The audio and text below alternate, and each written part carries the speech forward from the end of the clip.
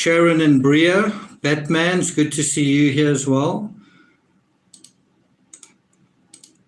It is almost 2 o'clock in the morning. Is there anyone here from Australia, New Zealand, or South Africa?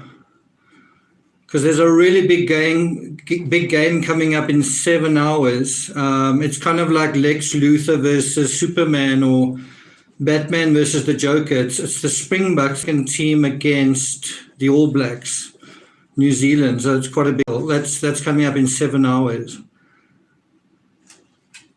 If you're not from one of those countries, you're probably not sure what I'm talking about.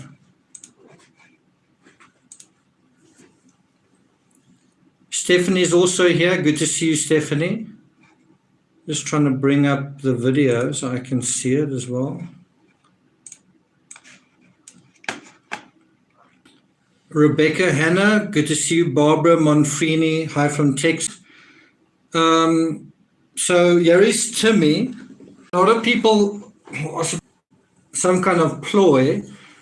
It's actually the other way around. Timmy uses me when we go live. It's sort of like, I know I'm going to get sort of TLC and me time for at least an hour.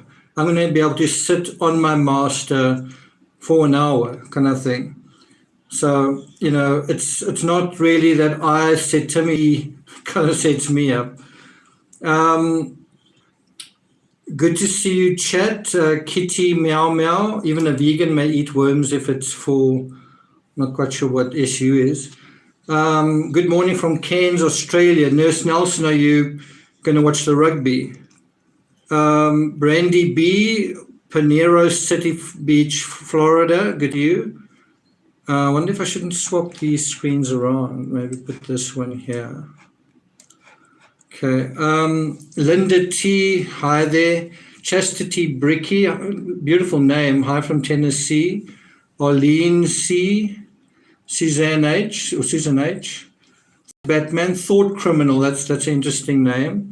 So what we're going to do during this live stream is I'm going to talk to you a little bit about, it's a little bit of a part 2 to the video I put up earlier today.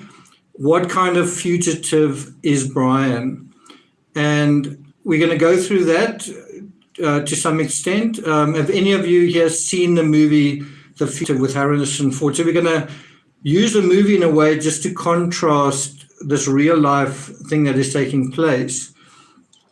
And I'm just going to make a couple of points to that. Then we're going to go through some of the intertextualities, and then we're going to look at some of the things that have happened in this case that you may not have heard about, and that are sort of probably worth talking about. And one of them is, why wasn't a warrant for murder, and why wasn't Brian charged kind of from the get-go kind of thing? So we're going to talk about that, if Timmy can stop licking me. Clary Fairchild Lynn Connell, it's quite a long name, is where is Brian Laundrie? That's the question. So Becky says, as much support as I can give you. Thanks a lot, Becky. So I think that is quite important to kind of bear in mind. It's like right now, Brian is somewhere.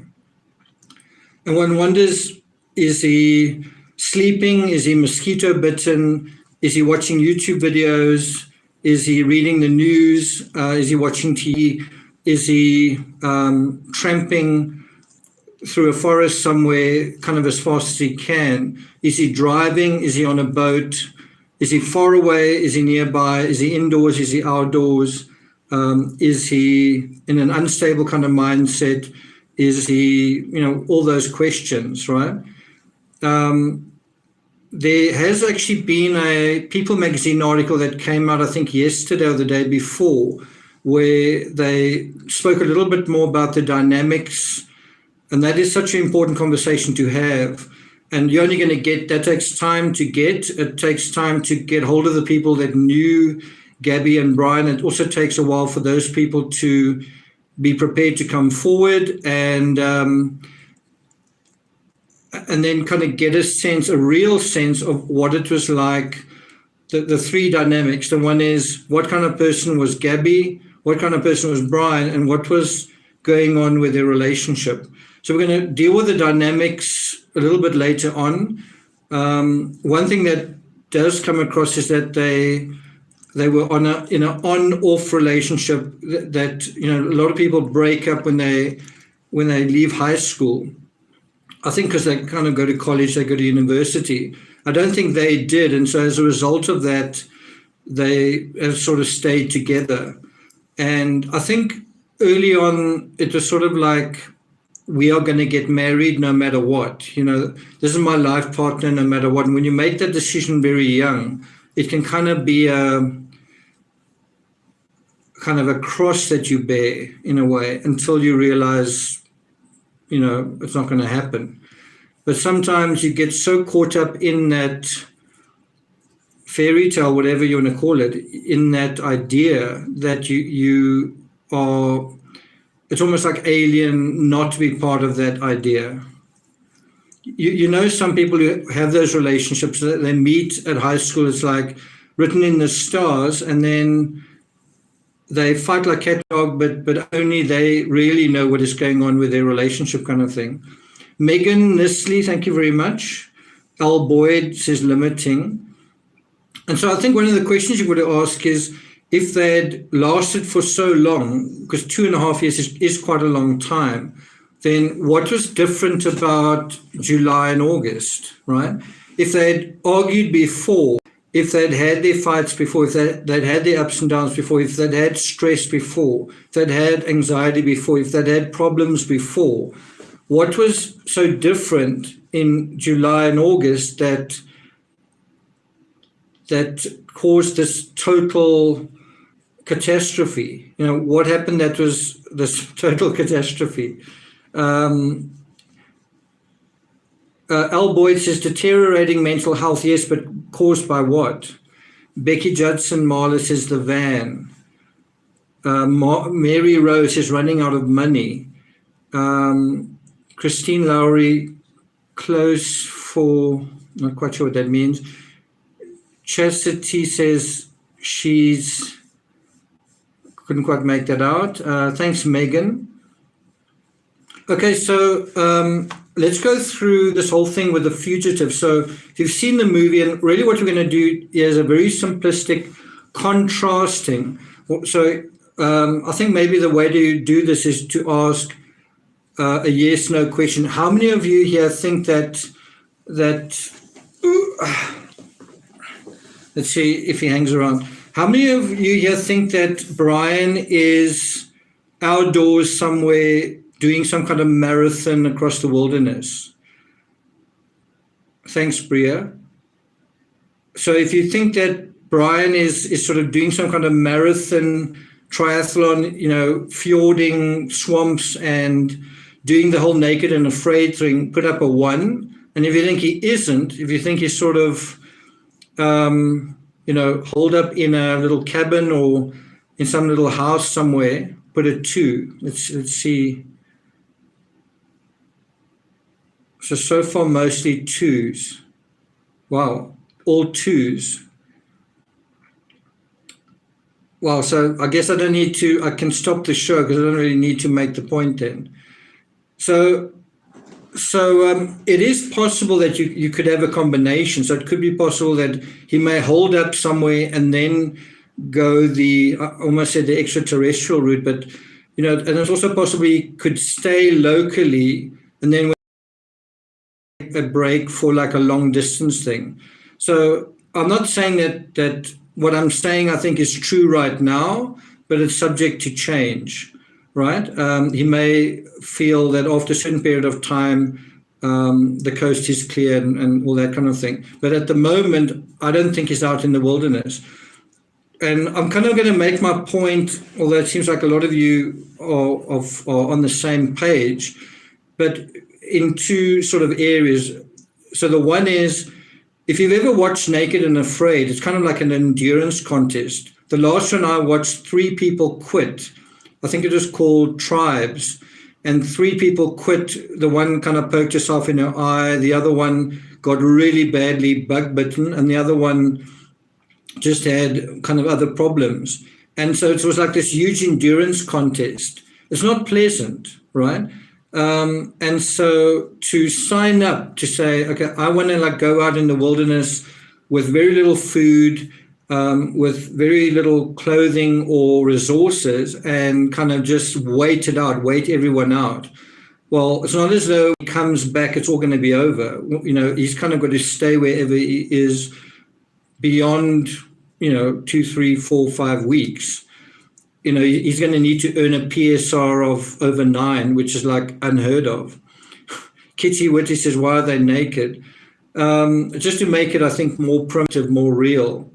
So the point is, he's making his life a lot harder if he takes that route, right? It's harder to get food. It's harder to cook food. Think about it also like this. If you are in the wilderness and you're trying to hide away from helicopters and drones and vehicles going by, it's quite easy to see in open terrain.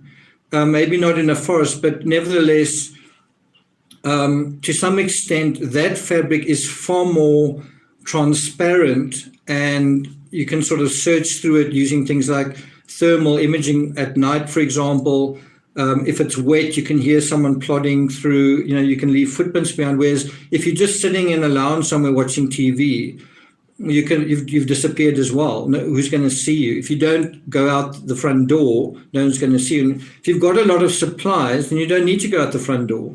So if we go back to the Fugitive movie, if you've watched the movie, it stars Harrison Ford. If you haven't watched the movie, I highly recommend you do watch it and think about this case through that. But here you have a very intelligent fugitive in Harrison Ford, played by, Dr. Richard Kimball, a cardiovascular surgeon, I think, and he plays this fugitive, wrongly suspected. And so literally what happens is he's in a bus, and the bus goes off the road and then is hit by a train. And so his fugitive adventure starts with him running as fast as he can alongside a river, and the authorities are 90 minutes behind him. So in that case, it's a 90-minute head start. And in Brian's case, it's 4 or 5 days, and that can definitely make a difference. In terms of, you might think, well, if it's a 4 or 5 day head start, if he's gone up the Appalachian Trail, well, he could be anywhere. Well, not really if he's on foot. Anyway, in terms of The Fugitive, the movie, this doctor cleverly and wisely decides to get out of the wilderness as fast as possible. It's kind of the first thing he does. So the first thing that he does basically is he puts some distance between himself and this wrecked bus, right? And he probably spends maybe 2 or 3 hours running, and then that is the end of it. He sort of swims across a river, and then he takes his clothing off. It's a prison jumpsuit. He takes a overall from I think a mechanic, and now he's changed his clothing. And then I think the very next thing he does is he goes to a hospital, because that is an area, that is a scenario that he's familiar with. So he goes to the local hospital. This is not the hospital where he works, it's just a hospital. And there he's familiar with what happens there. So there he feeds himself. He has another change of clothing, this time taking the clothing of a patient. He also cuts his hair, so he's changing his appearance again. But in other words, he doesn't go into the wilderness thinking, well, the wilderness is going to save me. He comes out of the wilderness and he tries to blend into the urban fabric, right? Now, that is so much easier given the pandemic. You just can wear a mask. I think when I watched The Fugitive, I was just thinking with Harrison Ford, you see him with very long hair, and he's got a complete beard. And so the first thing that he does is he completely removes the beard, shaves off the beard, and he cuts his hair shorter. And so I think if Brian wanted to change his appearance, he would probably wear a wig or a hat. and I'm not sure what he would do about his facial hair. Not difficult to say, maybe a moustache. But you can imagine that he would want to change his appearance. The other thing about his appearance, because he's got sort of dark hair and dark eyes, he probably could go to Mexico or go to Cuba and not be considered a foreigner unless he sort of opened his mouth. In other words, he could go to one of those foreign countries and in passing pass for a local, if he didn't say anything. Nurse Nelson says, get rid of those eyebrows. Carla Jean Feder says, in my opinion, he isn't in Florida. Parents helped him escape. Where do you think he is if he's not in Florida? So we do know that the camper, that small RV type camper was actually bought. It appeared on the driveway on September 11, the same day that Gabby was reported missing, and the neighbors saw that. William, I'm not quite sure what William's wife's name was, and then they disappeared for basically the weekend. They packed it with things, and then Brian kind of got in there as well, and then they went off. Jeremy, I don't think so. I don't think you would try and cover your tracks if you're actually suicidal, but he is High Clove 5343. I think he is an emotional fellow, and I think what has happened is emotional. Mimi says, hi everyone, I think he will definitely change his appearance. Daphne says, we have a lot of wilderness here in Canada. True. Joseph says Montana. Okay, so now you've got to try and apply that whole thing theoretically, where the doctor leaves the wilderness, goes to a hospital, and then that is his kind of fugitive journey. What he does at that hospital after that is he steals an ambulance, which is also something he knows, just after eating the hospital food given to a patient, right? So that's how he sustains himself. So how can you apply this to Brian? Can Brian go into a graphic design agency and put a tattoo on himself and blah blah blah? It doesn't translate, right? It really doesn't translate. In the previous video I kind of made the point that I don't think he's an outdoor guy in the sense that he's not Bear Grylls, right? He may enjoy hiking and camping, but I think he's had his fair share of it over the past 2 months. It's a long time to do it and then go back to it. But the other side of that story is Gabby does say that they were experienced hikers, right? And also that I think he said in the one Instagram post about the bookmarks, he said something about 100 miles on the Appalachian Trail, which I think he reduced to the letters AT. So he is a guy who does know the outdoors, but I think there's a difference between, it's like someone who jogs occasionally and someone who is kind of a marathon. It's the one's almost like a hobby. The other one is like a part of your identity in a way. And I don't get the sense that the outdoors is part of Brian's identity.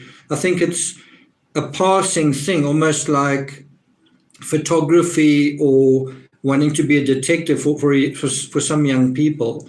I think that the content creating was also something like that in a sense, that maybe we can make it as a content creator. Well, did you think it through? Did you think who's going to do what? Maybe they did, but ultimately, did it work out? Toggle Tren, thanks a lot. Thanks a lot for that. Susan says he's just antisocial. That does seem to be a factor. The other thing that I think is quite interesting is that she seems to be an artist. That's certainly the way her father sees her.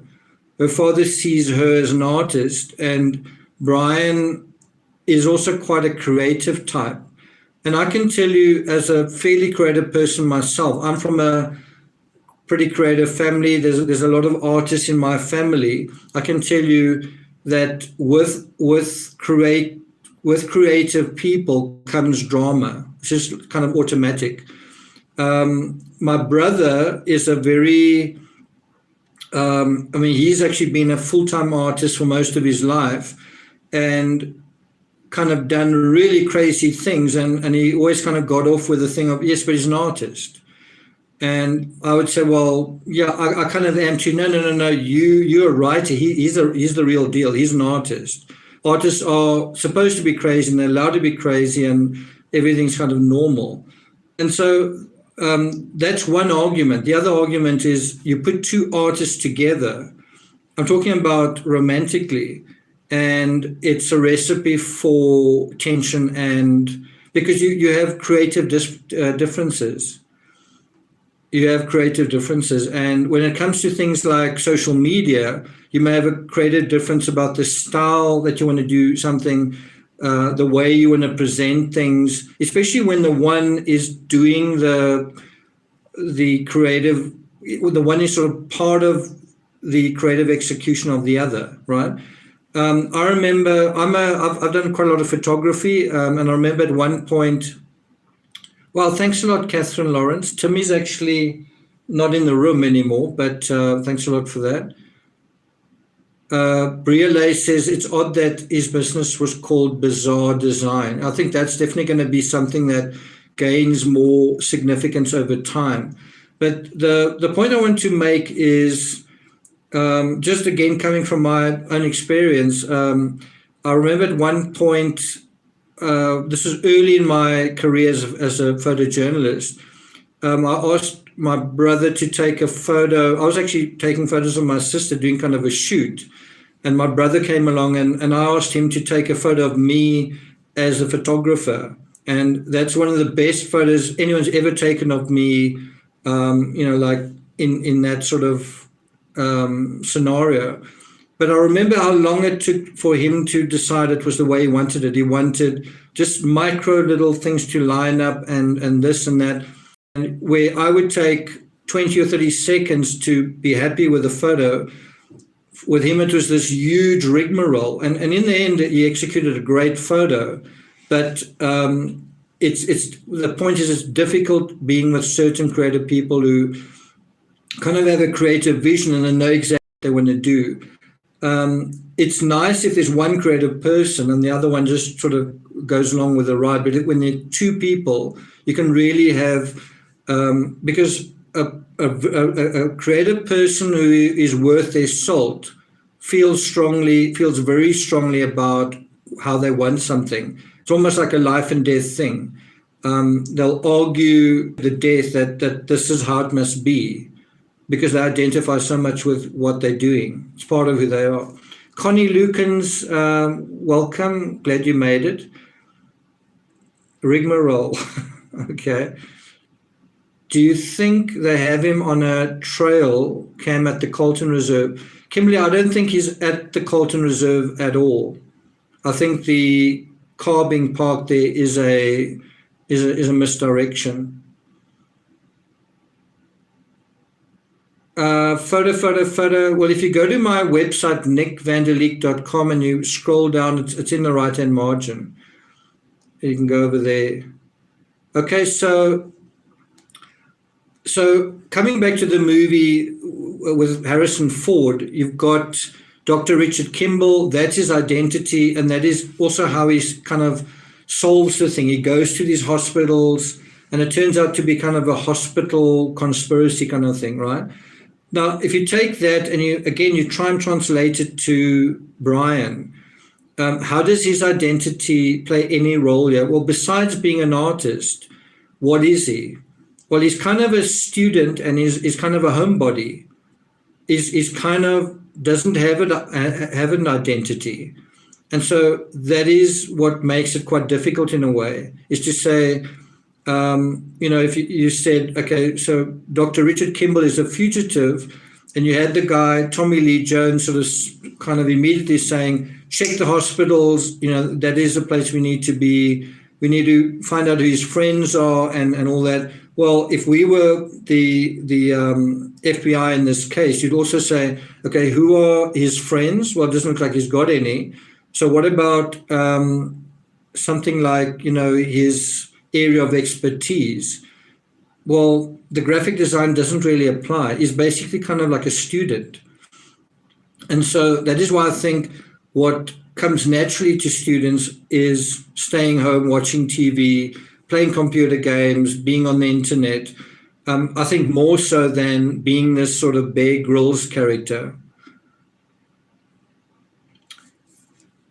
Joe Finney says, so if his parents gave him, say, $20,000,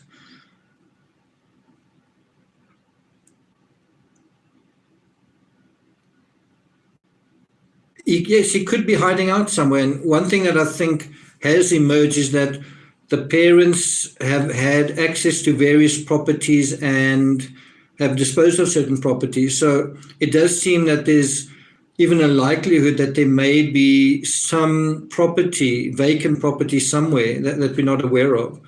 And so those 4 days head start may turn out to be 4 days too many. So again, just coming back to, I think the biggest similarity we can see between the fugitive and Brian is changes to appearance. Maybe he's wearing a wig. Maybe he would be wearing a wig, and probably whatever his feelings about wearing a mask, he'd probably be wearing a face mask wherever he went, and that would certainly, you can imagine if he wears a cap and a face mask, it's pretty hard to identify him. So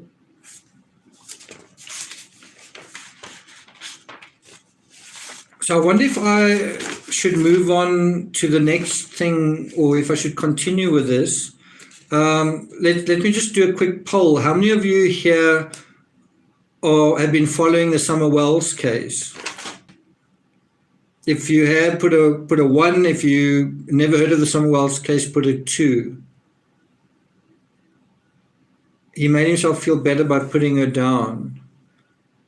Okay, so a lot of you guys know the Summer Wells case. Do you guys know that we have passed the 100-day mark in the Summer Wells case? We actually, where I am, it's 102 days. Where you guys are, it's probably still 101 days for most of you.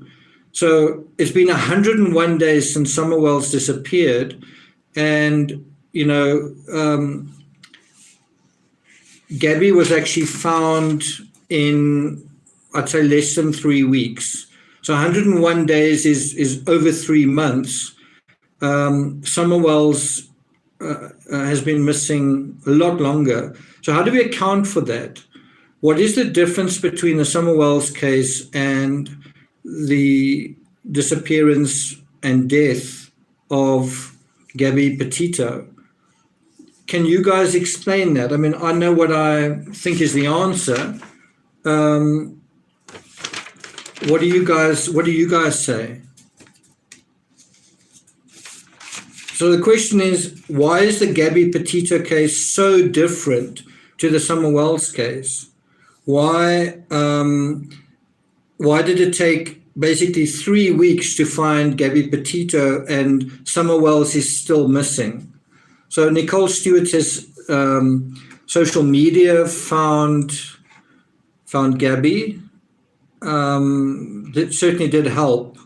But I mean, if you think of it in another way, the Summer Wells case is set in a rural setting, and the Gabby Petito case is also in a rural setting. It's a little bit less rural in the sense that it's national parks, and so the people going into national parks are slightly different. They travelers. Some of them are YouTubers. It's a little bit different to the folk, say, in Tennessee. Gaynor Turley says, I think the police stop has a lot to do with it. I think that's a good point. Candy says Summer was sold. I don't think so, but we don't know that for sure. Patricia Burns says, have you heard the interview with the Wells neighbor about the screamer at 4:40?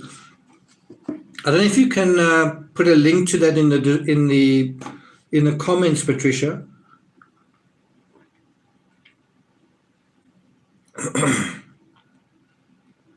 Did the Wells neighbor hear a scream?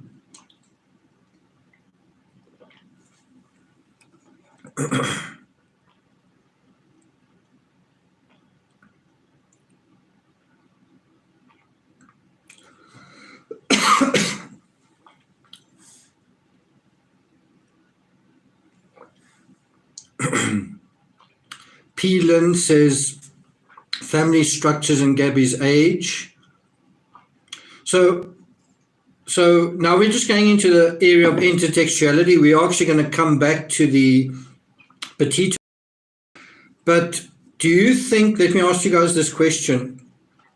Do you think with all the attention that the media, but also a lot of YouTubers were focusing on the Summer Wells case, and suddenly it felt like this, I was actually someone who said, I'm going to actually stop paying attention to the Summer Wells case until there's a milestone, something really of use comes out. But it did feel a bit like the transition from the Summer Wells case to the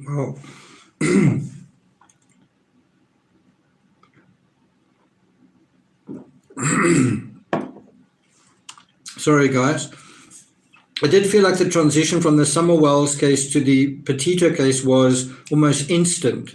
So do you think Don Wells, who we know was paying attention to the Summer Wells case, paying attention to what was being said about it, and he was even participating in that, do you think he started watching and just noticing any of the Gabby Petito coverage? Let me ask you that. No, it's not vodka, it's water. So the question is just, I'm talking about intertextuality in the real sense and also in a recent sense, where you literally had Don at the center of the coverage on the Summer Wells case, and suddenly it switches over to another case. Do you think Don would have paid a little bit of attention to the Gabby Petito case, being like, what's this about? Oh, there's another person that's disappeared. What is happening there? You need some hot tea and lemon, probably. So I think he would have. I'm not saying that he would be paying attention religiously to it, but I think he would notice it.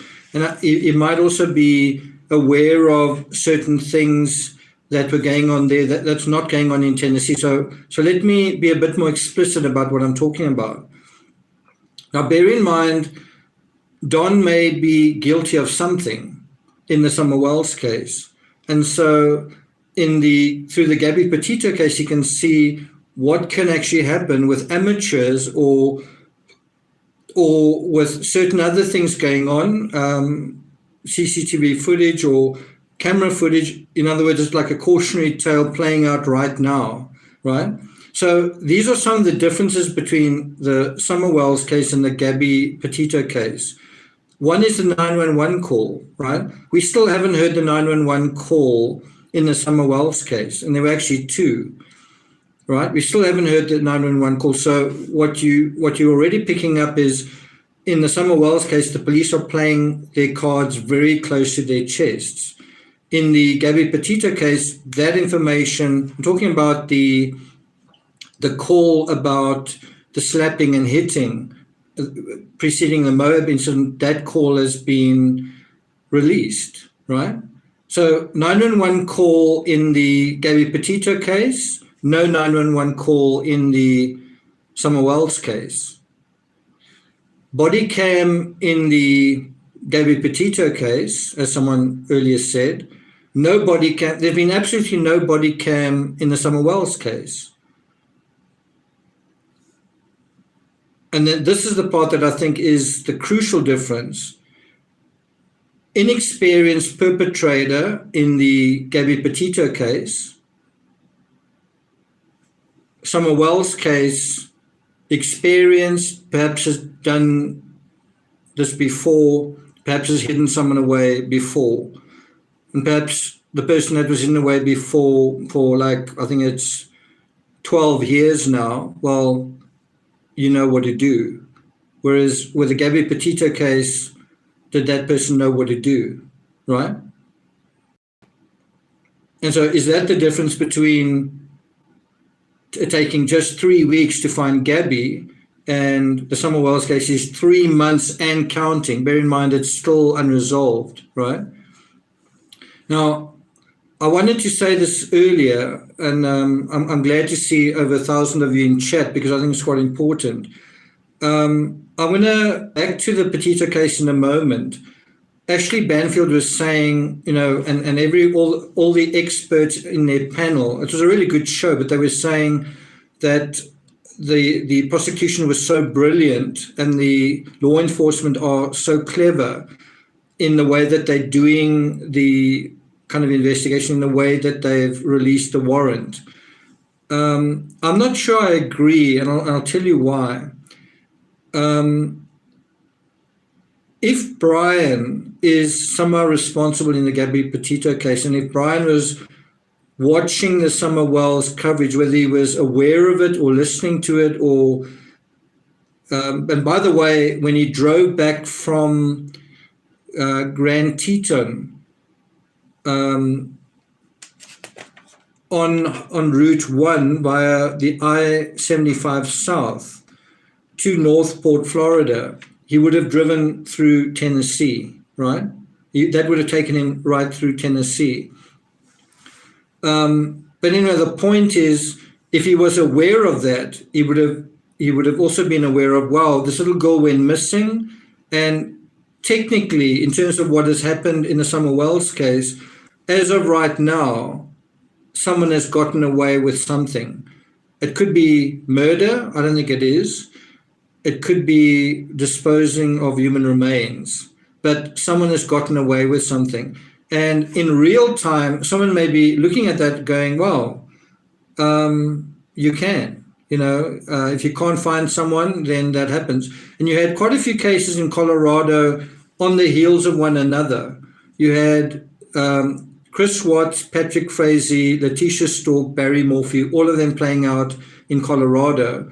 And the feeling I got, because I wrote books on, yes, all four of them, well, all three of them, I haven't written about Barry Morphew yet. But I kind of got the sense that each one of them was looking at the other one going, you should have done that. And each one was an improvement on the previous case. That's what I'm talking about by intertextuality. If you've got a bit of a criminal mind or a criminal aspiration or criminal inclinations, you might be looking at something that is taking place in real time and thinking, that's an idea. Do you get what I'm saying? Twin Mom 2011 says, please come to the States. Crime Con Vegas 2022. When is that? I might actually take you up on that offer. I actually might take you up on that offer. Your high-level vocabulary is sexy. Thanks for that.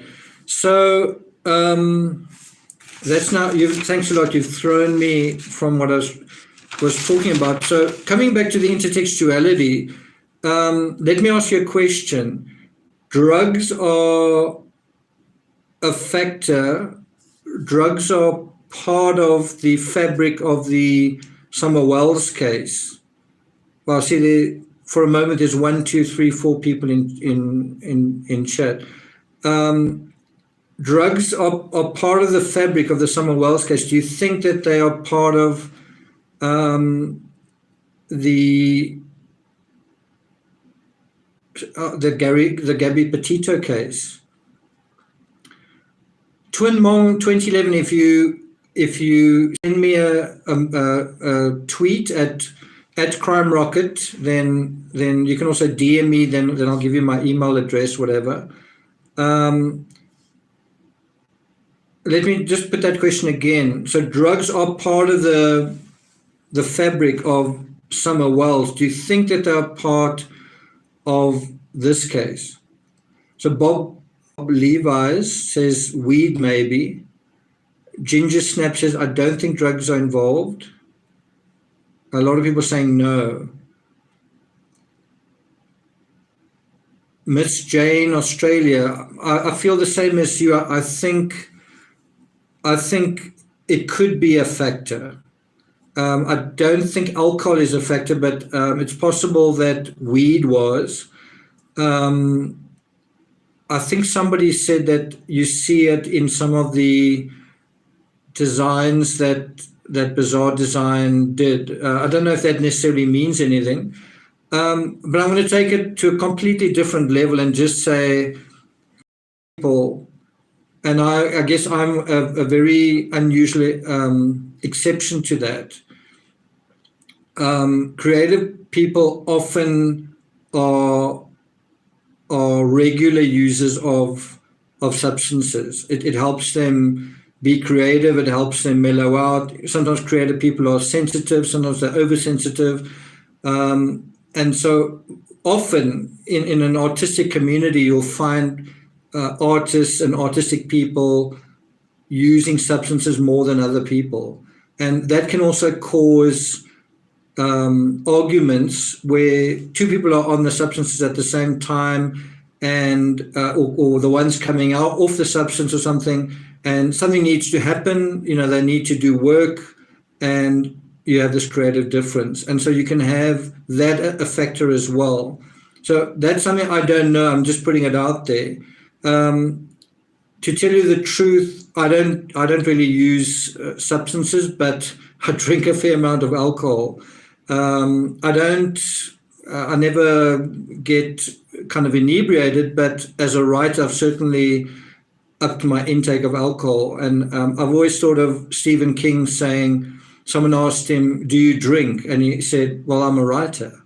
So that kind of applies to me as well. I sometimes need to have a couple of glasses of wine, like one quick full glass of wine will do the trick. But I sometimes need to drink a little bit just to, especially late at night, just to calm the noise in my head. And that, when I'm writing a book, can kind of become a problem. I don't know if he is. I don't know. N.H. Gulla, is that true for a fact?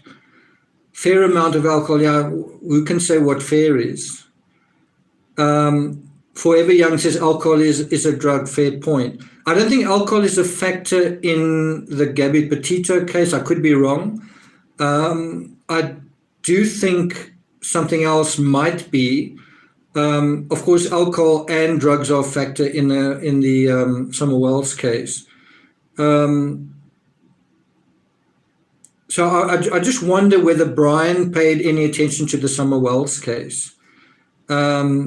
Because think about it, both of them are very high-profile cases, and certainly YouTubers have moved from the Summer Wells case onto the Gabby Petito case. Is it possible that Brian got any ideas from the Summer Wells case? Just something that I think is possibly interesting. Okay, so you can see I've done my homework. And now I'm just going to share with you some analysis that I did on a recent episode of Banfield. I think it was on 2 days ago. So a question was asked right at the beginning of that, why did an arrest warrant take so long in the Brian Laundrie scenario? Let's see what you guys think about that question. Summer Wells was not in the mainstream media much. True, she wasn't. By the way, something that came out in the Banfield thing was that the hashtag Gabby Petito, the Gabby Petito hashtag on TikTok has apparently been viewed, and this was 2 days ago, 900 million times. So almost 1 billion views or searches on that on TikTok. So I think you could almost say that right now this is the biggest case ever in terms of live coverage. This is potentially the biggest case in true crime history. But based on all of these mechanisms firing, TikTok, Instagram, YouTube, Facebook, Twitter, have I left anything out?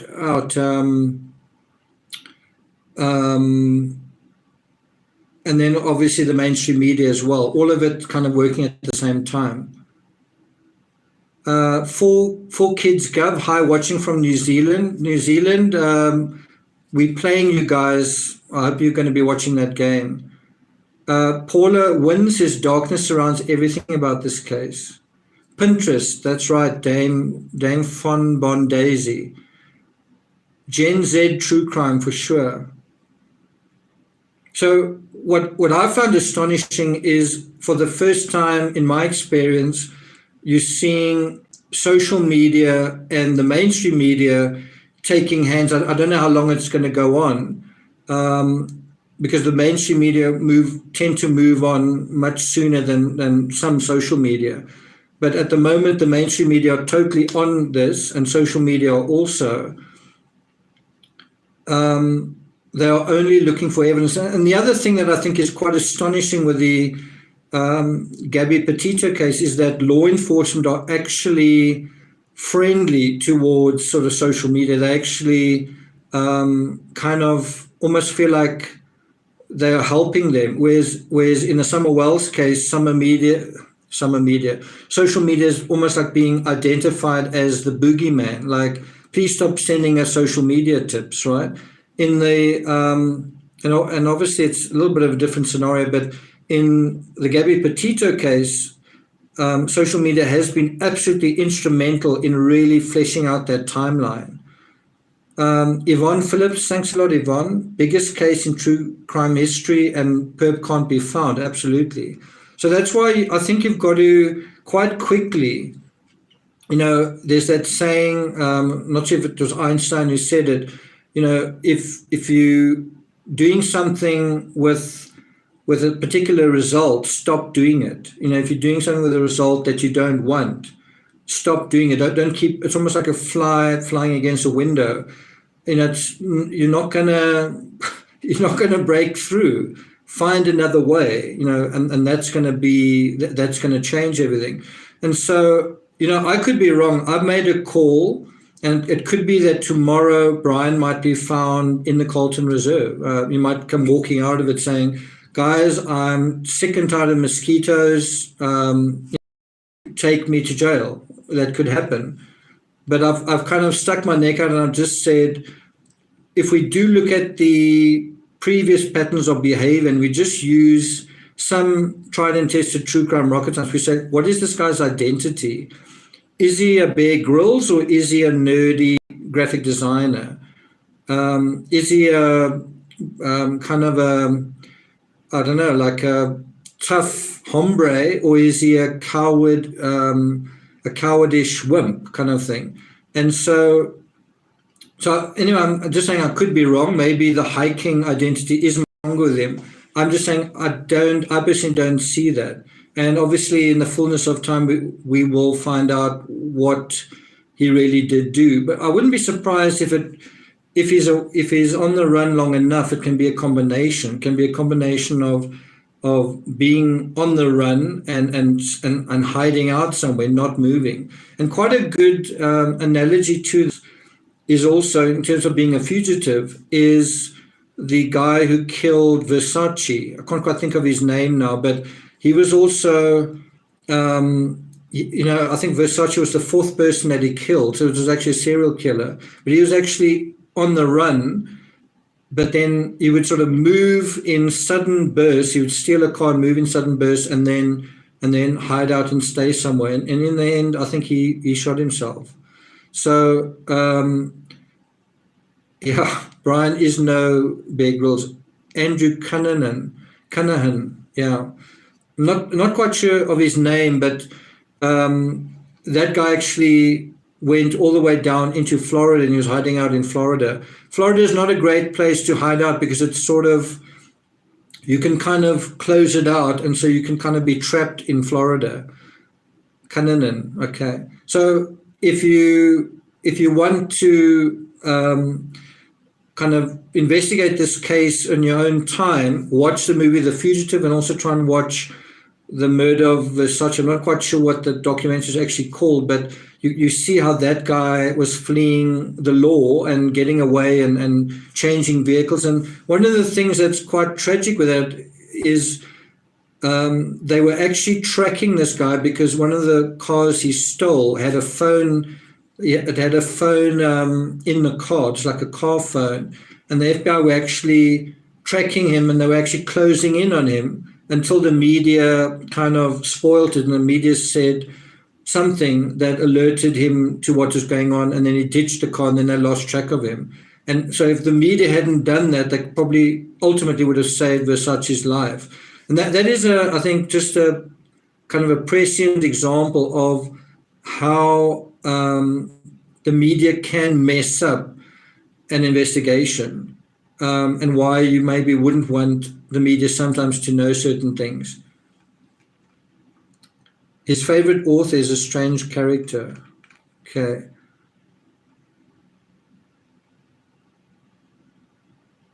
That's right, Delcy.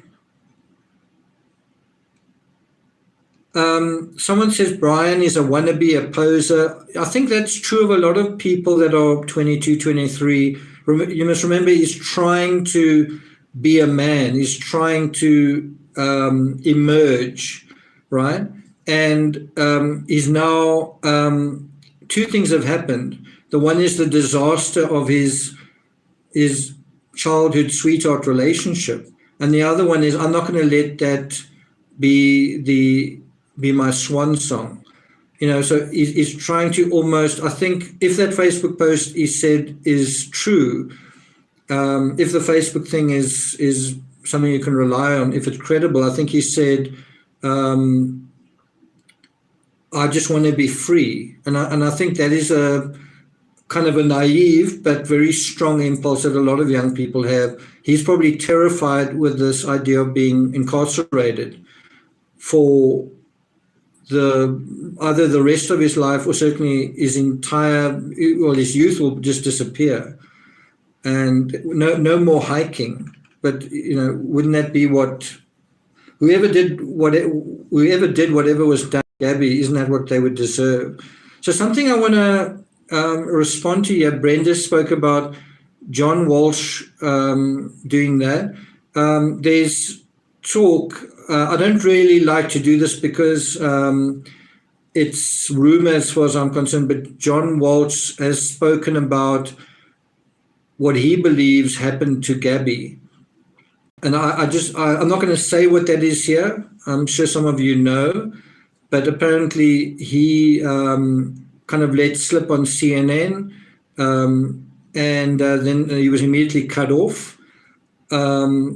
And I think according to what it sounds like, he actually saw photos of Gabby on the site. So she was no longer alive, but he apparently saw these photos. And so he assumed from those photos what happened to her. And as I said, I'm not going to explicitly say what he said, but it suggests unfortunately, I don't know if it's true, but it suggests a violent end for Gabby, and it corresponds to the idea of an angry person, somebody losing their temper.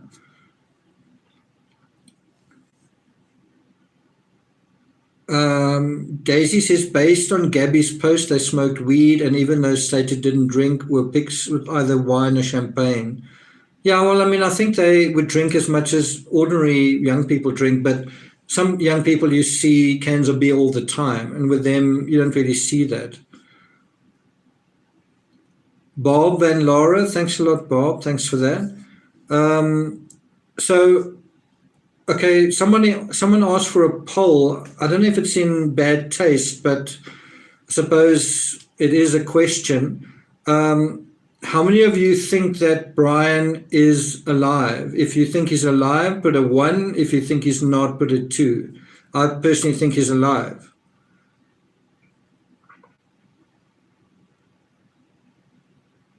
I saw like 1, 2 there, I think. So to me, that's not really. It's a faint possibility. It's a faint possibility. So let's come back to the original question. Why did the arrest warrant take so long? And I've already said that I kind of have a different opinion to Ashley Banfield and all these experts in that you can take so long to arrest someone, like with the Laurie Vallow case, like with Barry Morphew, and someone else can look at that and say, wow, they got away with it. I can too. Someone in a similar scenario can look into that and say, well, they got away with it, so why can't I? And so in terms of the situation itself, in terms of the legal case, you might be doing the right thing. But in terms of kind of preventative stuff, someone else looking on, what happened to that case is not a very good lesson you're giving. You're giving a false sense of complacency, which may be leading to other crimes. You're not giving this effective pursuit, this strong sense of justice existing. And I feel quite strongly about this. I feel it is important that justice be seen. It's important that that society gets a sense that justice is a reality and that justice can be relied on and that justice is strong and powerful and effective, and justice is there for society, and justice is helping society. And this whole thing of let's play the cards close to our chest and let's take weeks and months to look like we're doing something, into this mindset that things are corrupt and nothing ever happens, and this frustration that we are feeling with a lot of institutions that nothing happens, and it's must you take things into your own hands, kind of thing. Accountability, yeah. So in terms of the one case itself, you can make lots of arguments to say, well, legally that's a great way to go, but in terms of the broader, greater good, I'm not sure if that's the way to go. I think it's an interesting legal, societal question. But I've got another kind of argument as well. But let me ask you guys what you say. Why do you think the arrest warrant took so long? Let's see what some of you guys say. Batman says he'll be found by Monday. Stephanie, good to see you there. Mark says to escape and evade this long requires a support network. I think he's in South America by now. Daffodil says blue really suits you. Thanks. I kind of like wearing blue because it's part of my, they are being cautious. They have to have evidence because they have to have proof of a crime. Complete incompetence. They want to make sure it sticks. Someone not doing their job. No body. There is it. There it is. Okay. So Bob and Laura says they were hoping he would come back on his own, question mark. That's what I want to see. I think that was definitely a possibility here.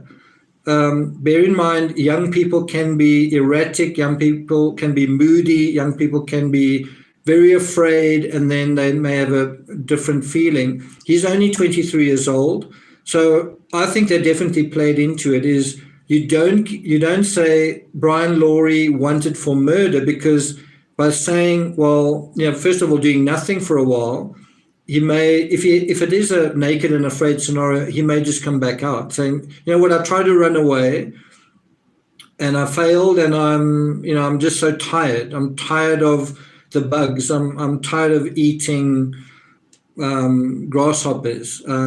Just I want jail food kind of thing.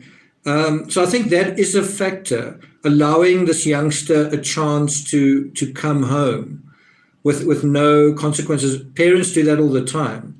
Kind of giving him a chance to save face, tail between the legs. I think that was a factor. I think a lot of these other things you've mentioned as well are factors, like evidence at the time the body was still not there, and all that kind of thing. But I do think they, in a way, they can make life easier for themselves if he comes to them if he gives himself up. And I think there was a chance of that happening. Bear in mind, there was the situation, there seems to be the situation of the parents and Brian question mark. And so who knows, maybe the parents could speak to Brian. That could still happen. Who knows? Ted De Haas says no evidence, only got the warrant because he uses her card. So that's the other side. So I think what Ashley Banfield's point was kind of including now. So bear in mind, Gabby Petito's death has been ruled a homicide. That doesn't necessarily mean murder. There is a legal thing around that. But in effect, I mean, we all know what you're talking about here. In effect, why was Brian, why was a warrant put out for bank fraud for Brian and not homicide, not murder? And there's a different conversation about that. And the simple answer is they don't have enough evidence to charge him with murder. They do have enough evidence to charge him with bank fraud. That's good enough for them. But as clever as the legal, almost said chicanery is, the legal machinery is, so you had the same thing happening in the Laurie Vallow case, the same thing in the Barry Morphew case, and I believe the exact same thing is playing out right now in the Summer Wells case. So you may be sitting here, and there are a lot of people I've heard saying, why are you forgetting about the Summer Wells case? Law enforcement wants everyone to forget about the Summer Wells case so that mistakes are made by the perpetrators, and that's going to make their job a lot easier, right? So I think law enforcement actually they're still investigating, they're still monitoring, but they want the perception to be that someone's gotten away with something so that they're easy to catch. And I think in the Summer Wells case, you had the same situation.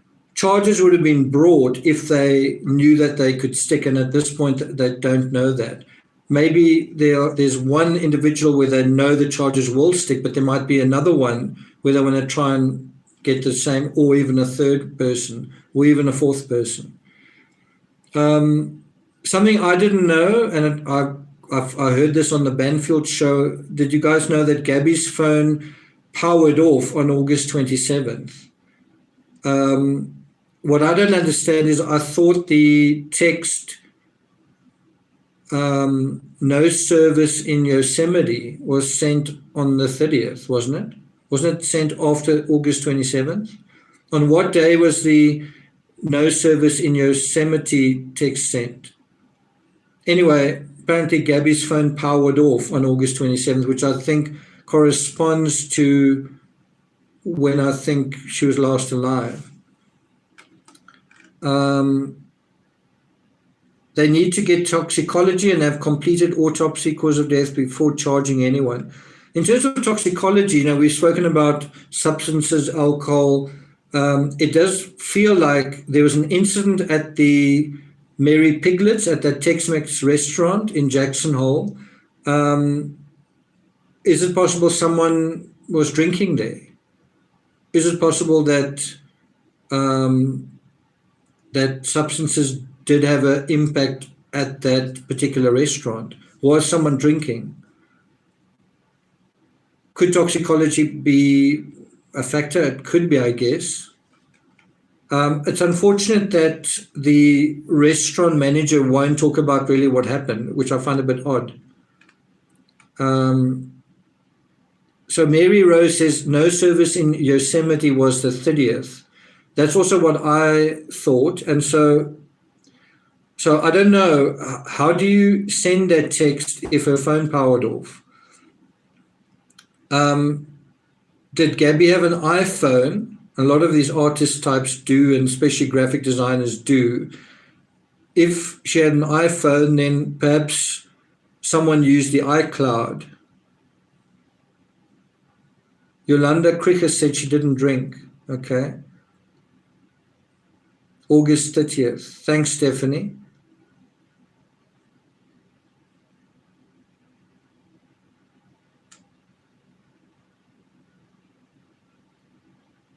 Gabby's phone sent that text, yes, but it could also be sent through something else. Susan Redding says she had an Apple Watch, so that is quite interesting. Melissa D says, I thought her phone was shut off on September 1st. So it could be an error. It could be what was said there, could be an error. I don't know. I just wrote it down. I thought it was quite interesting. So the official story from the experts on that panel was that the reason why it didn't bring out murder charges was because, and this was a statement, I think was it made by Mark O'Mara, the criminal defense lawyer? I think he said, you've got to be careful in a case like this of the appearance of rushing to judgment. You had that appearance, although I think it was more PR driven. I don't think it was really a rush to judgment in the John Benet Ramsey case. But the appearance of the rush to judgment can be very damaging. It can show or appear to show prejudice, that you biased from the beginning, that you weren't open to other possibilities. And so, Brian lawyering up very early may make law enforcement quite careful about not appearing to have a rush to judgment. And it's very easy to have a rush to judgment in this case, in the sense of, well, he's driving her van and he's not saying what's happened, and she's now turned up not alive. Isn't that absolutely obvious what has happened? It kind of is, but it comes down to what you can prove in a court of law. Lil Skulls Tattoo says, no way, I caught alive. Hey, from Oz. Or Lil Skulls, are you going to be watching the rugby, and on whose side are you on? On whose side are you on? That's what I want to know. Qatar says, I think the Summer Wells case will go cold. The cops there do nothing. Well, you know that on the 100-day anniversary, like a day ago, they said, we haven't given up. So I am not sure if that's true. Paula Wynn says, where are the phones? I think the phones have been taken. Not quite sure about that. Shelley Jake says mushrooms. That's definitely a good point. These nature folks definitely, that would sort of be part of that, possibly.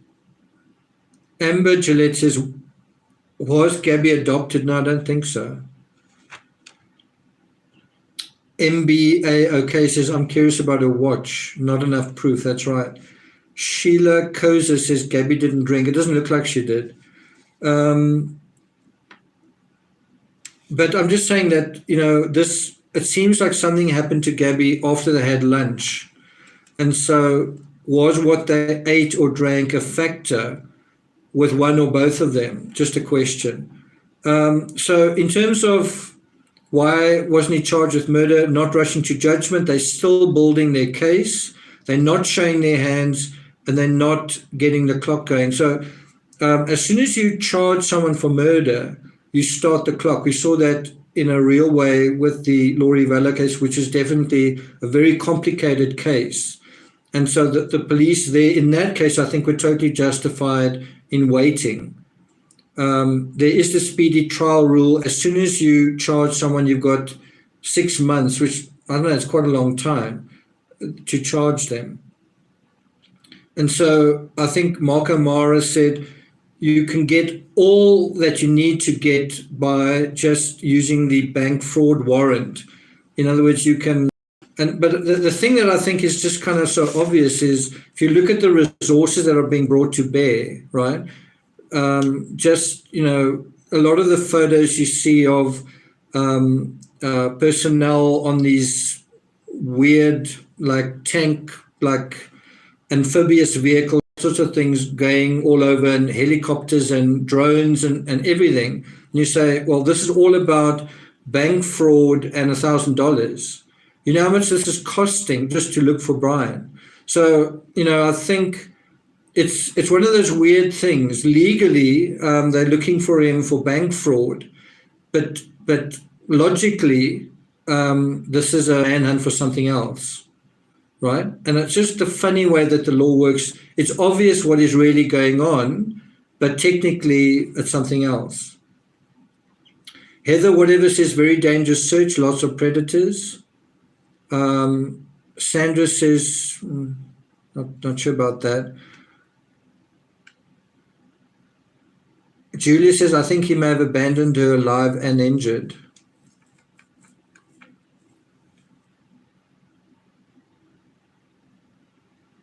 Yeah, okay, so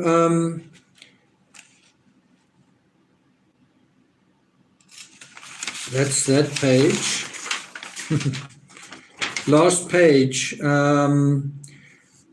So I think I need to go to some notes that I've emailed myself. So I think a guy called Steve Helling wrote a article in People magazine. I think this stuff is what is missing from the Gabby Petito narrative and from the Brian Laundrie narrative. It is, who are these people? And we don't know too much because Brian didn't have that many friends, but Gabby did. But then the problem is she moved to Florida. But still, the people close to her, we have heard from Rose Davis, I think is her name. But Steve Helling from People magazine spoke to a couple of, when I say couple, I think it's just like two people, and got a sense of what these people were really like as a couple and as individuals. I must say I was very excited to hear that it was going to be discussed, but I was very disappointed by how little information it ultimately was. So I think this is in People magazine. Alyssa Chen, 23 years old, I think Gabby was her friend, and she spoke, and I didn't know this. She said that their relationship was on again, off again, on again, off again, many ups and downs. And I think in a situation like that, it may be quite hard to have a real sense of how much trouble your relationship is in when it's sort of clouded by a history of up and down and breaking up and stuff. If you had a lot of drama in a relationship, then a drama ending in someone's life may feel like just another drama. And so at the beginning of this live stream, I kind of posed a question. I said, if they've been arguing and breaking up and having ups and downs and having drama, what was different about July and August? Let's see what you guys say. Sharon says she wasn't a certified nutritionist. I didn't know that. I thought she was kind of a nutritionist.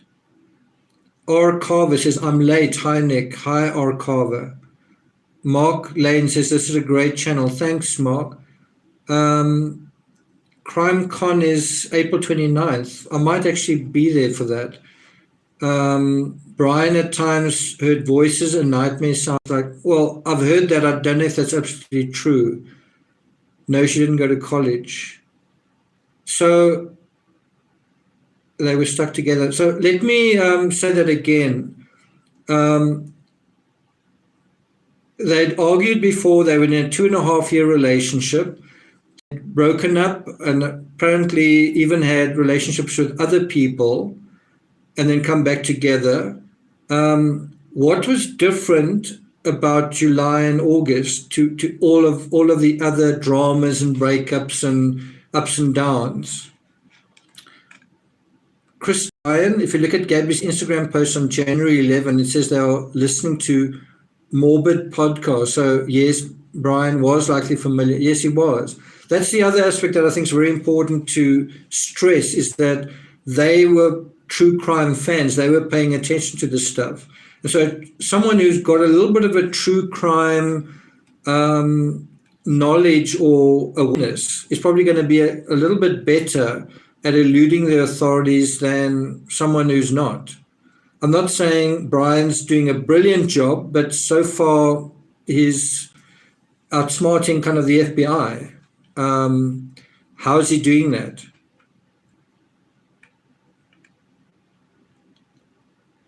Nutritionist is a liberal juice maker. Okay. Trauma Informed says the difference is Gabby couldn't run to the Davis's house. That's not a bad point. She couldn't rely on, and her friend did say she was quite hurt and disappointed that Gabby didn't call her following the Moab incident on August 12th. So she didn't have that support network to rely on kind of locally, so that's true.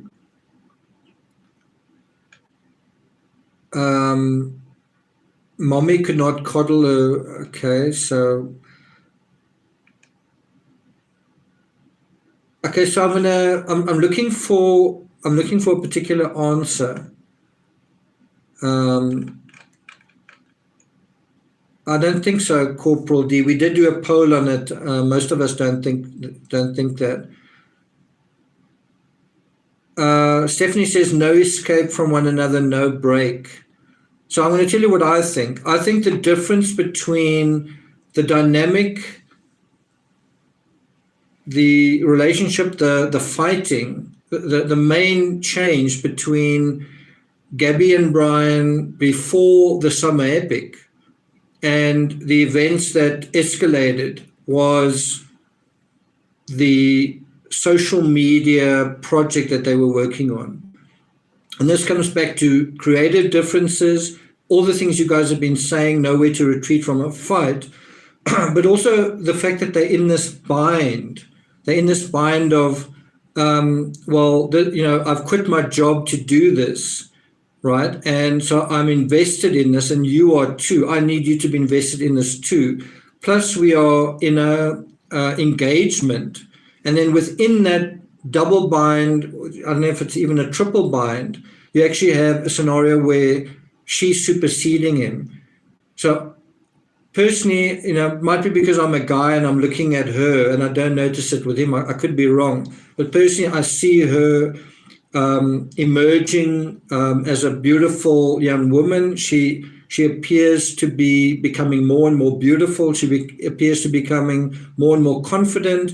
She appears to be getting a sense of her own identity.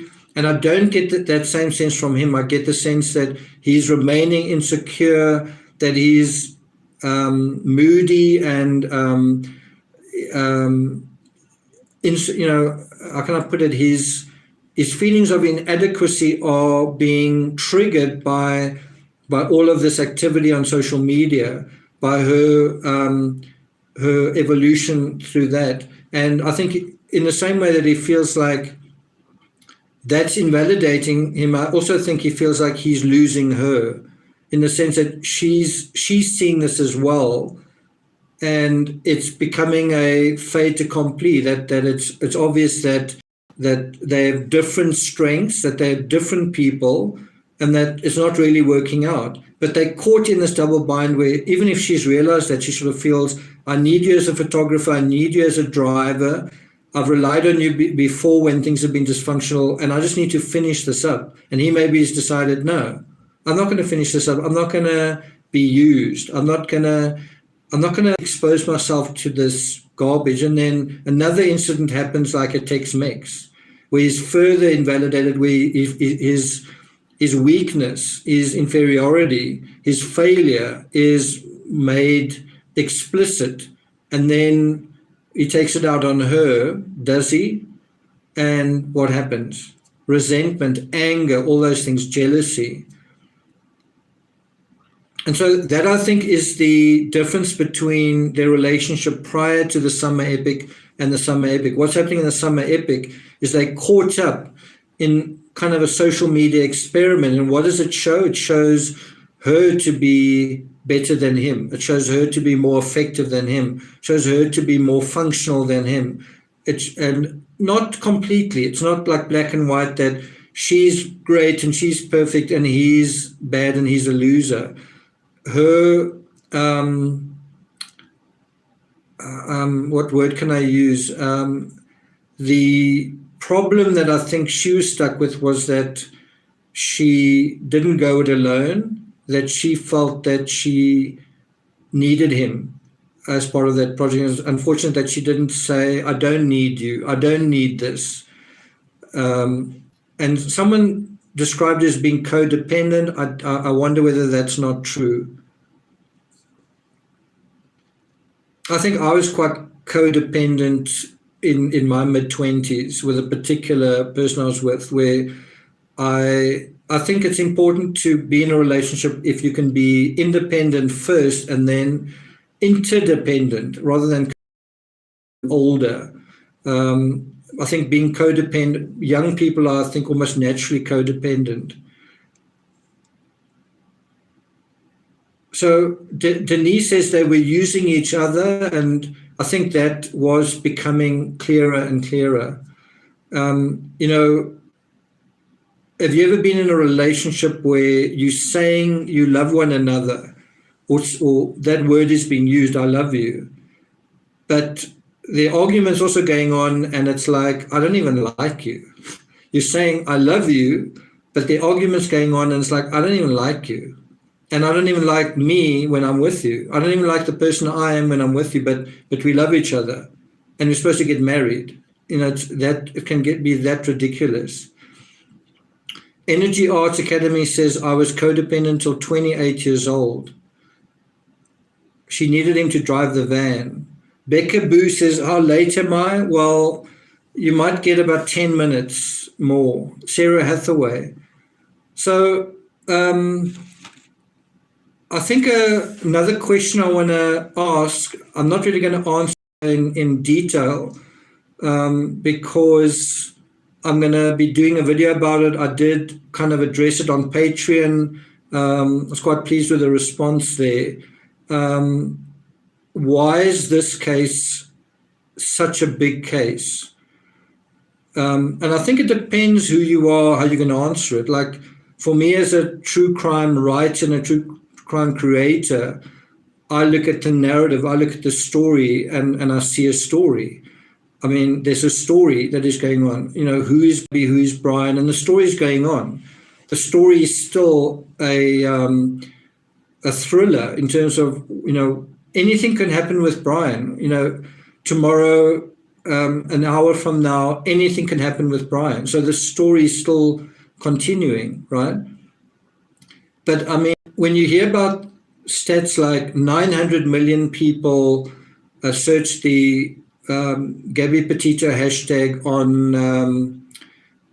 on TikTok, something is very, very different with this case than with others. Now, I think there are certain things that have lined up that have made this case ready to be kind of distributed. You know, true crime has become quite huge on YouTube. I know a little bit about that as a channel. It's also big on television. It also makes the news, so it has mainstream news and then also certain parts of mainstream news. Often some really, really big channels will leave their usual programming. I'm talking about YouTube channels, will leave their usual programming to deal with true crime because they know it's got this potential to eclipse absolutely everything.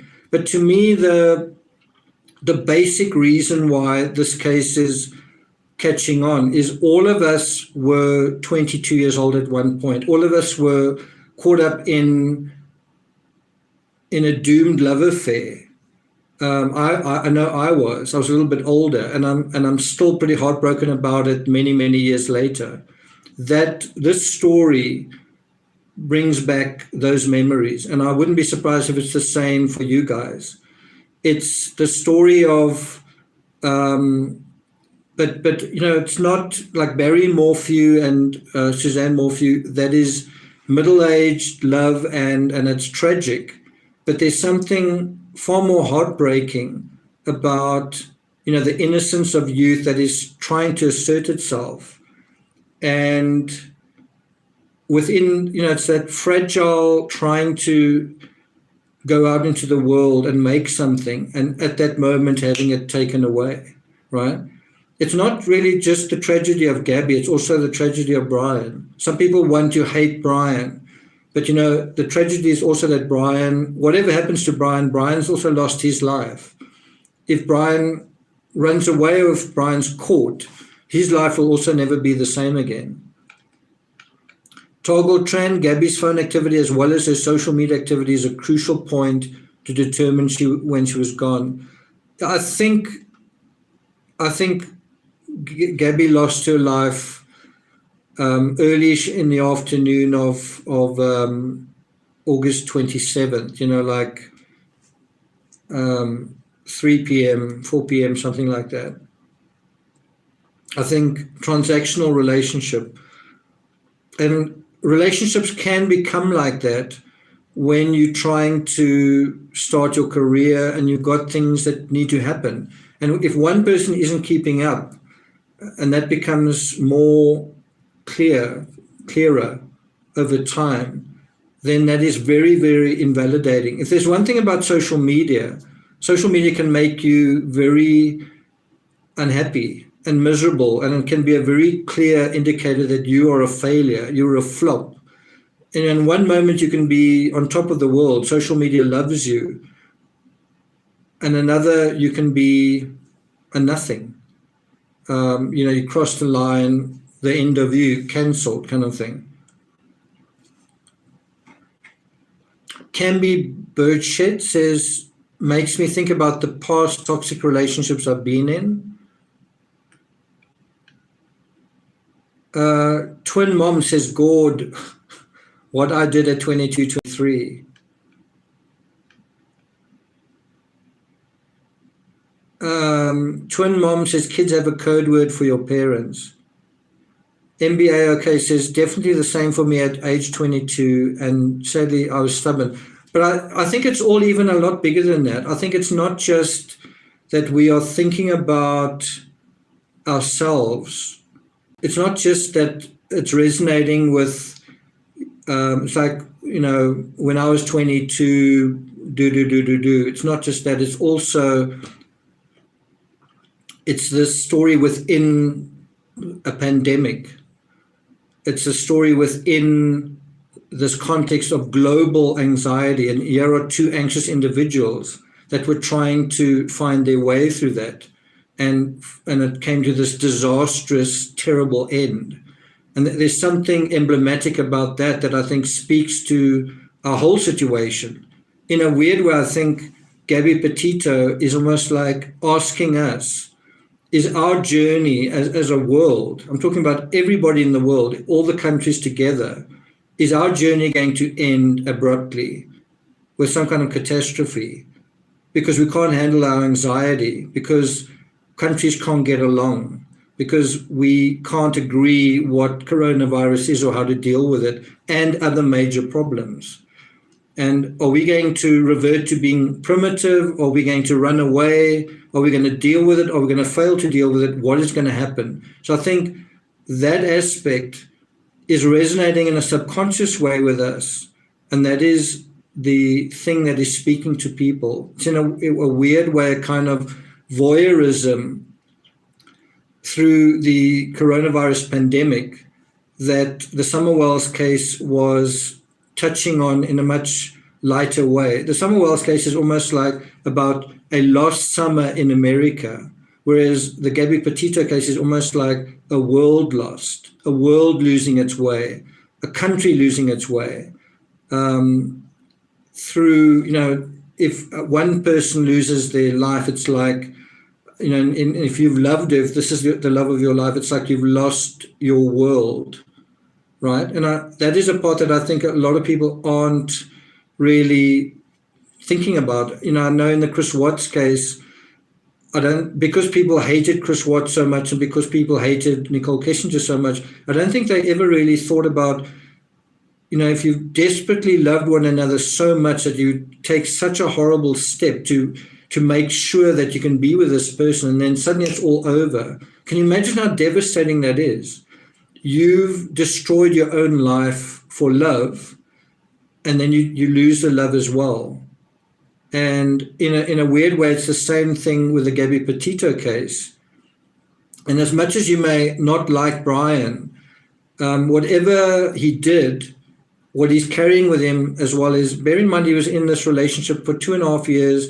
If you're a 40-year-old or a 50-year-old or a 60-year-old or a 70-year-old, you might think 2.5 years is nothing. But if you're a 20-year-old, that's the biggest relationship you've had in your life. It's the most important relationship you've had in your life. And I know when I think back to my relationship, some of my relationships in my 20s, they formed me as an adult. The pain and everything, the drama, formed me as an adult. It sort of makes you who you are. That's how powerful those relationships are, right? And that is what has happened to Brian. And so whatever your feelings towards him, he's probably carrying that. There's some of you are calling him a psychopath and all that. I think he committed this crime because he wasn't emotional. I think he committed it because he was.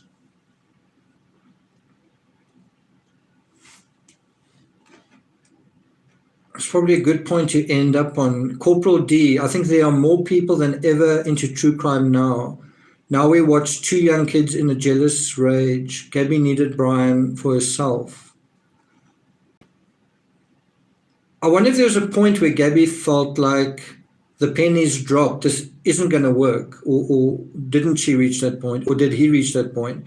But I can imagine if Gabby felt that and Brian, but didn't say it, and Brian cottoned on, that may have made him even more angry, knowing that, well, you're just using me, the clock is ticking. Well, I'm not going to let that happen. Energy Arts Academy, thanks a lot for that. So I'm not going to take it further than that. I think I need to say goodbye to you guys. Bob Levis says 20 minutes more. I'm not going to take it further. It's 3:30 in the morning here, and there's a rugby game I want to watch in, what is it, 5.5 hours. Let's just check here. How many people are here now from Australia? Thanks, Shasta Star. Thanks a lot. Thanks, Linda. Good night, Joanne. Anyone here from Australia? Jackie Blue. Oh, Melbourne Storm. Nurse Nelson. Oh, yes, we spoke about that. Nurse Nelson, who are you going to support when South Africa play? Is South Africa. Zoot and Boot, Sydney. Okay. Miss Jane, Australia. Aussie. But between the Australians between the New Zealand All Blacks and the Springboks, who are you going to support in the game in 5.5 hours? Corporal D, Queensland. Okay. R. Carver, thank you, Nick. Kentucky is pretty close to Australia. Okay. It's just an epic game. When the Springboks play the All Blacks, it's like Batman versus the Joker.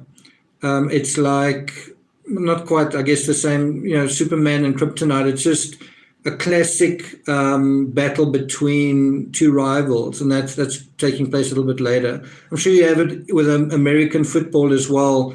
Classic rivalries. Corporal D, good to see you guys are supporting the Springboks. It's going to be interesting to see in the stadium how that support kind of goes. It might make a difference. Definitely might make a difference. I see there's still 1,000 people in chat. Let's see if we can get up to 1,000 thumbs ups. Let's see if we can get there. We had 600. So if everyone just hits thumbs up, maybe we can hit 1,000. Emery Cat Daddy says, I hope South Africa win. Me too. Amy says, thank you. Get some rest. So the next video I'm going to put up, I'm going to be talking about why this case resonates so much. I've already scripted it out, but I'm going to be fleshing it out in more detail. So look out for that. If you found this discussion interesting on the whole fugitive thing, you should watch the movie Fugitive with Harrison Ford. You can also watch, I think it's called The Murder of Gianni Versace, but that also deals with a fugitive situation in Florida. It's a very interesting story.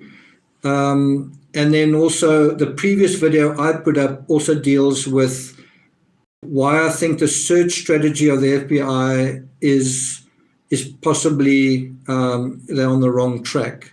And maybe they need to change that sooner rather than later. We'll see. Okay, we had 700 likes. Let's see if we can get to 1,000. Come on, guys, 300 more. Barbara says, I wish I could twice. Dan says, California is a short swim to Australia.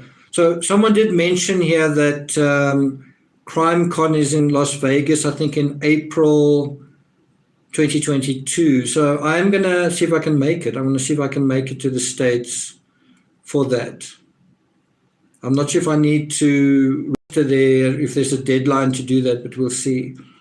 Tammy Lin, thumbs up from Taiwan. I think it's the first time I've ever had someone from Taiwan. A friend of mine, actually a teacher in Taiwan, a really good friend of mine. Don't hit the like twice. Yeah, if you hit the like twice, it unlikes. Sharon Tuck, Sleeping with the Enemy, Julia Roberts. You know, that's also quite a good one. Batman says, come to Florida. Might come to Florida. I mean, the Casey Anthony case played out there. I definitely want to go to Colorado.